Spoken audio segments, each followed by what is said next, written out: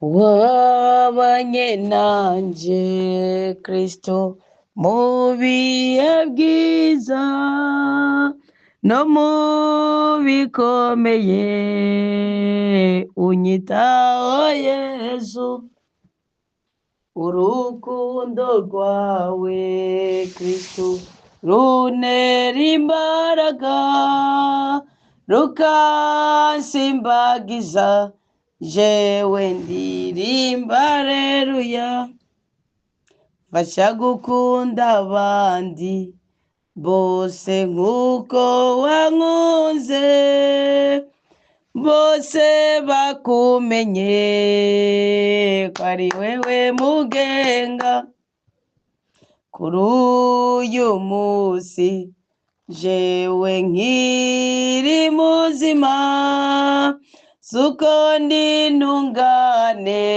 ahubwo mfitiye umugambi ni wowe mugenga wanje Yesu wandindiye ubuzima nzahora ngusingiza ni wowe mugenga wanje Yesu wandindiye ubuzima nzokwama ngusingiza dawa twese ubyagiye mu ijuru ni wowe uri Imana se w'umucunguzi wacu Yesu Kristo nta kindi turiko turakora kiretse kuduga ku musozi aho tugusanga kugira ngo nawe usangangura ibyo byose bisuzuguza imishaha yacu bigatuma intebe yawe ikugwa kw'icubahiro kandi twabwirizwa guhirirwa muri wewe Mukama turabe byiza twebwe abasabyi bawe turabe byiza twebwe abana bawe ni twebwe bwa bibondo byawe byo muri uyu muvukano wa studio restaurant Komera Kristo ni muzima waduhaye uburenganzira bwo kudodora tukishyurwa uduha uburenganzira bwo guhamagara ukatwitaba waduhaye uburenganzira bwo gusenga ukishyura amasengesho yacu uduha uburenganzira bwo gusaba ikigongo tukagihabwa waduhaye uburenganzira bwo kuvuga ukumva imvugo tuvuga ndazamuye amaboko ndaguhaye icyubahiro kandi sinkiguhaye cyenyine ahubwo nkiguhereye muri amazina yose aho bari ku mpande zine zose mwe wese mu cyubahiro cyo no mu buzima bayemo Mukama ndagusabye uhezagire aba bana baba bari kuri iki gicaniro cyo muri studio restaurant Komera Kristo ni muzima hari ibanga watubwiye ngo nimundondera mutariko murangerageza ngo muzombona niki gitabo cy'ubwitonzi kigabane cya 3 wavuga nkundira nyaguhora ku ngoma sindondere kukubona ahubwo nawe umbonere muri Kristo Yesu kubw'ukwatura ibyaha byanje ndase kwitwa umusambanyi ndase no gusambana ngo bingaragareko ndase kwiba ndase kubesha ndase urusaku ndase gucura intimba mu mutima wanje ntabwo umutima wanje ari ikirimbiro ry'abadayimoni nibo bajejwe nibo bagenewe gucura intimba ndase gutundurira mu marangamutima yanjye ndase gutunga imyidodombo muri jewe ndahagurutse kandi niyambuye icitwa igisuzuguriro cyose niyambuye icitwa icyago cyose niyambuye icitwa umubabaro cyose narumiwe nyaguhora ku ngoma nagiye nsanga umugabo yitwa Yobu ngo amaze kubona abahungu biwe ndwi bapfuye abakobwa biwe 3 bapfuye ingamiya ziwe intama ziwe amashe yiwe akabona umugore aramututse ati tuka Imana upfe nta mpamvu yo kuguma widadira ku butungane ba Bildad bakaza ba Tsopari bakaza ba Elihu bakaza bose bakaza batongera icumu mu nyama y'umutima wa Yobu mana yo bakaza ati Imana yari yaranije none yisubije wambyaye utawukavumera ngirira neza ndakuninaze muri uyu mwanya. Isi yumve ko ngushimiye anashingiye ku kintu na kimwe kiretse zimwe muzabazima mfike. Ntabwo wamfishe ngo kubera usonga rutungereye, ntabwo wamfishe ngo kubera mbana n'abarozi, ntabwo wamfishe ngo kuko ngena n'abanyeshari, ntabwo wamfishe ngo kubera ari iki na kiriya. Nizigiriye wowe mu ijambo ryawe, nzi kuri Imana ibera hose icyarimwe, nzi ko ntazopfa ubwo nzoramba kugira ngo na mama azogira neza kwawe. Kubw'iyo mpamvu ndafashe mpiri ubwenge bwose bwiyumvira gusuzuguza ubwoko bwawe. Muri uyu mwanya ndafashe mpiri ibiriko biriyumvirwa mu marangamutima y'abana bawe. Abiyumvira iby'inabi bibasubireko, abiyumvira iby'ineza bibatambutse bibajabutse, kuko ngo ineza iratugaburira ikatubyibusha, kandi ineza ngo iradutunga ikadutunganya, ngo kandi ineza ikura igisuzuguriro ku buzima bwacu. Turiko turaduga tugana wa mugwa mweranda Yeruzalemu, yo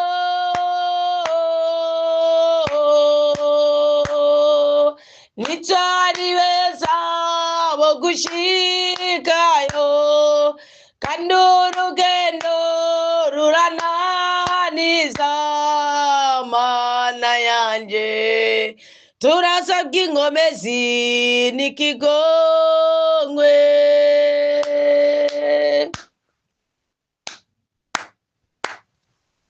mana turaje gukenguruka kubwiza wama utugirira. Oho twakira uduhezagire, tuvogere cyarimwe, gira amahoro Yeruzalemu. Tuje kugusengura bikwiye, ni wewe mwami w'abami bose. Twakira uduhezagire, tuvogere cyarimwe, gira amahoro Yeruzalemu.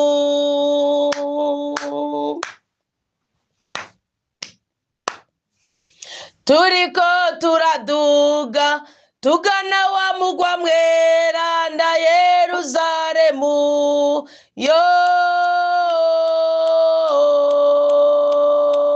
nitwari beza bo gushikayo, kandi urugendo rurananiza mana yanje. Turasabye ingomezi n'ikigongwe. Mukama Yesu Kristo umukunzi mwiza, ni wowe uri umwagazi w'Imana, ni wowe uri ukura abantu bose ibicumuro.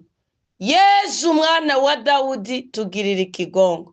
Ijambo ryawe muri Izaya 18 rirambwira ngo nimuze mwisubireko, rirambwira ngo nimuze tuje inama, duhuje umutima turi ku mpande zine z'isi. Nta wundi mutahe dufise usibye imbabazi zawe, nta n'irindi, nta n'ikindi kintu na kimwe twishimikirije ko kiretse impuhwe zawe. Sindiko ndavuga rwose kuko utanyumva, ahubwo nk'uko nawe watuye ukavuga kumva ya Lazaro, ukavuga ngo mvuze uku kugira ngo bemere ko ari wewe wantumye. Nanjye ndi gusenga mu ijwi rirongorotse, ndi gusenga mu ijwi rirerire kugira ngo isi byumve, amarembo y'ubuzima byumve, ijuru ribyumve, ibirere bibyumve. Ntabwo ikwiriye gutangira isengesho ryanje nirigere ku gicaniro cy'Uwiteka, kimanura imigisha n'ibisubizo by'ubwoko bwawe. Kama Yesu Kristo umukunzi mwiza, turahagaze mu migisha yacu kubw'isengesho n'isezerano. Wavuze ngo nimutahengamira iburyo cyangwa ibubafu, ngo hose muzohonyeze ikirenge, ngo nzohabaha, ngo habahanyu. Yesu ni wugura inzira z'umugisha, Yesu ni wugura inzira z'amagara meza, Yesu ni wugura inzira z'urubyaro kuba rukeneye, Yesu ni wugura inzira z'igikundiro. Turagomba kucyanagura icankiro, turagomba kwa amazi yavuye mu bavugwaho gweranda amazi atwuhagira kugira ngo za nzuzi z'amazi abeshaho zimuhagarara ku musozi w'imizete. Yohana 7:37 arabivuga. Ndetse wari n'umunsi mukuru usumba iyindi minsi mikuru, wavuze ngo mwebwe mwese munyotewe turaje kandi twasaragaye. Waravuze ngo inzuzi z'amazi abeshaho zizoza zitembe ziva mu nda zanyu. Ntiwatubwiye ibanga ryo kuyagotomera. Aha niho dushingiye papa, aha niho dushingiye. Ntuturekure, nturekure ngo umurozi atwinjirire, nturekure ngo inyanzi zitubeko, nturekure ngo urupfu rutugare ko tutakuni naje imyaka 120 ngo ukwire warabyivugiye. Nturekure, nturekure ngo abana bo bagende, nturekure ngo ibisuzuguro bibatunutse, nturekure ngo imibabaro ibananize, nturekure Yesu, nturekure Yesu, nturekure Yesu. Ntabwo ari inzara yo kutwica. Waratubwiye ko bakwizeye badatungwa n'umukate gusa.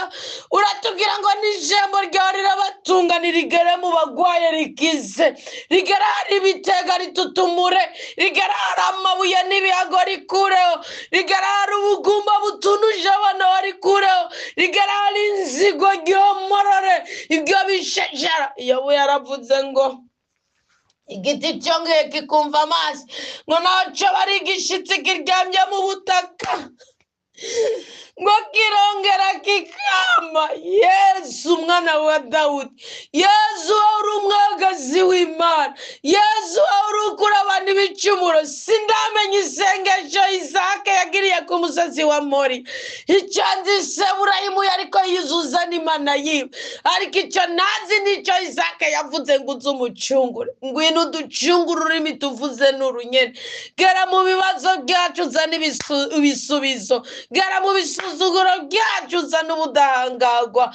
Yesu tugusenga nk'umwana w'Imana, Yesu tugusenga nk'umwami, Yesu tugusenga nk'umukiza, Yesu tugusenga nk'umucunguzi. Ndafashe miri ryariko bifatamira ubutunzi bw'abana bawe, ndabyase icyo gitutsi ndacyase. Ngo ni bamwe bo kwa patiri, ngo ni bamwe bo kwa pasitori, ngo ni bo kwimenesha ijisho, ngo ni bo boro, ngo ni bo bakene. Ndabyase, mbyangiye mu izina ryawe. Imibabaro wagize irahagije, ubusa wambaye burahagije, inzara wagize irahagije, agahinda wagize karahagije. Isaya 53 yabitubwiye neza.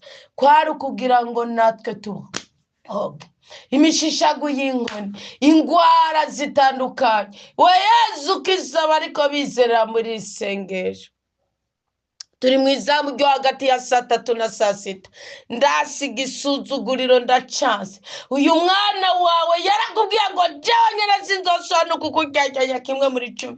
Ngo nakwiza nawe waravuze ngo burabasi mukingerageresha. Murabe ingene mbakura kwibyonyi by'ubwoko bwose. Ibyonyi biri kuri twebwe urabizi. Hari ingwara, hari amahane, hari icankiro, hari imiryano, hari ubukene, hari amashari y'abatwiyorobetse ko, hari inzigo, hari agahinda, hari byapfuye nabi, hari bishokuru bibi, hari by'abasokuru, hari byo twakoze tutazi. Yesu mwagazi w'Imana, Yesu wowe ukiza ibicumura abantu bose. Yesu wowe ututumura ibyo byose bitumbatumbaniye mu marangamutima yacu.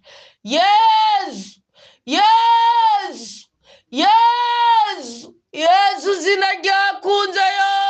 Ntihakagire uwabura ubutunzi bwacu twarakumenye, ntihakagire ubutubuza amahoro twarakumenye, ntihakagire umwazagira ijambo ku buzima bwacu twarakumenye. Yesu niwigarurire Burundi, Yesu niwigarurire Afrika, Yesu niwigarurire Afrika. Yesu turi bukubuhanuzi bwavuzwe kuri Afrika, bamwe nitwari bwavuka ariko mu isi y'umwuka twariwo. Twaje kuri iyi si ngo bigaragare, nituri impinja zo kubivuga. Turabivuga. Waravuze ko Afrika ari umutima wishimiye, uravuga ko Afrika ari ikibanza wishimiye. Uburundi ni umutima wa Afrika. Heri wacu ukora ibitangaza papa, kandi urakoze. urakoze kizabagwaye ndagomba kwimura umurozi ngo muri Isirayeli warabimuye barungika i Babuloni bakure mu Burundi ndabikwisabiye sinkugiriye inama yawe warungika muri Efurata warungika mu Nyenga warungika mu itanure ry'umuriro aho wawucaniye sindahazi ariko icyo manuye ku ijuru ni umuriro uvuye mu ijuru nukora kuturira abarozi nukora kuturira abanyamacakubiri nukora kuturira abanyenzigo nukora kuturira abagome nukora kuturira abaragi batariko baravuga ibyo kugira neza ko kandi babitse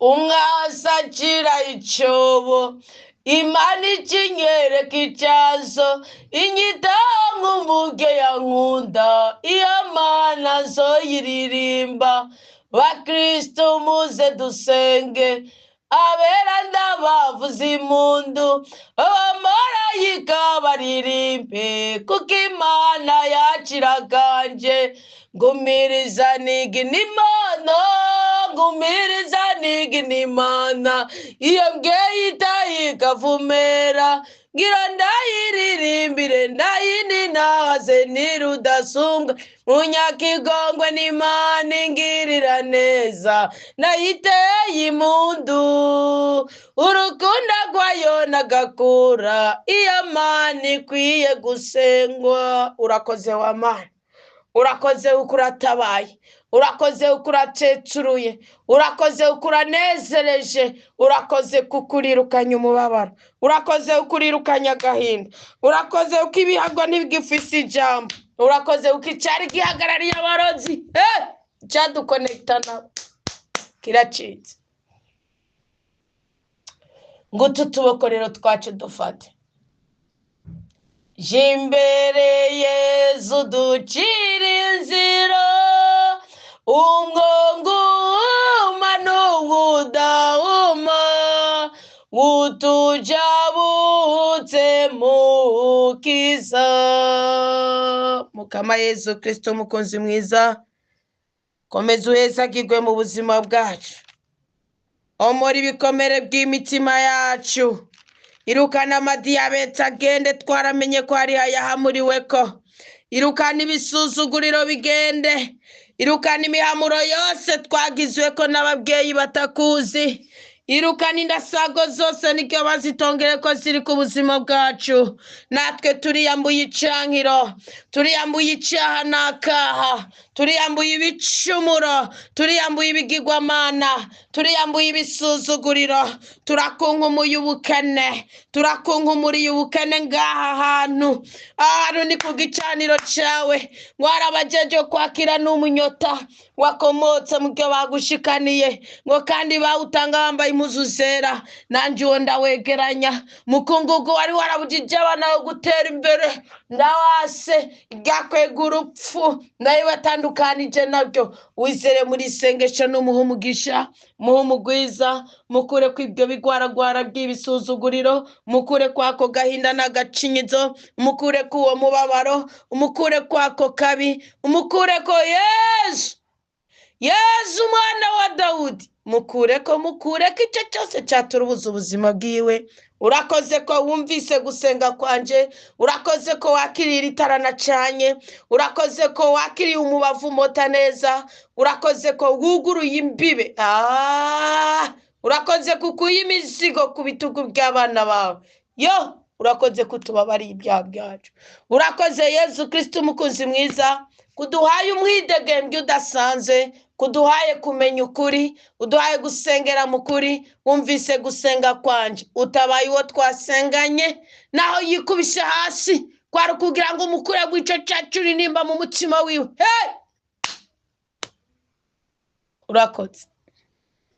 urakoze Yesu urakoze Yesu urakoze Yesu urakoze Yesu uduhaye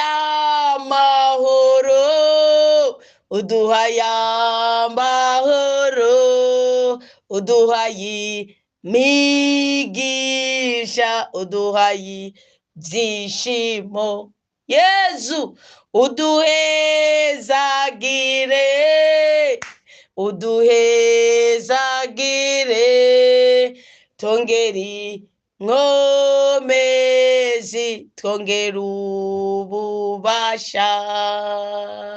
Iki nicyo cyatumye mpinduka, iki nicyo cyatumye nitwa umukunzi wawe, iki nicyo cyanteye kugupfukamira. Yezu urakoze, Yezu urakoze. Twuzuze mutima wa mweranda, arushirizeho kuvomerera iri sengesho, ariherekeresha ibimenyetso n'ibitangaza, imbaraga ziherekeza mishire kugira ngo igende ikora aho yagenewe kugwa, nazo nzi n'inkomezi ziherekeza iri sengesho sindazitayeho. icyo nitaye n'ukuri kw'ijambo ryawe, kuko uvuga ngo icyatuwe n'umusabyi wanjye iyo kigeze hano bakacakira, ngiherekeresha ibimenyetso n'ibitangaza. Urakoze wambyeyi utaha ukavumera imigisha yose, amagara meza, uruvyaro twakiriye muri isengesho, ugutabagwa, ugukugwa kw'abarozi, ugukugwa kw'ingwara, ugukugwa kw'ibisuzuguro, ugukugwa kw'icankiro, ukubohoka, ukwidegembya, ukunezerezwa n'ijuru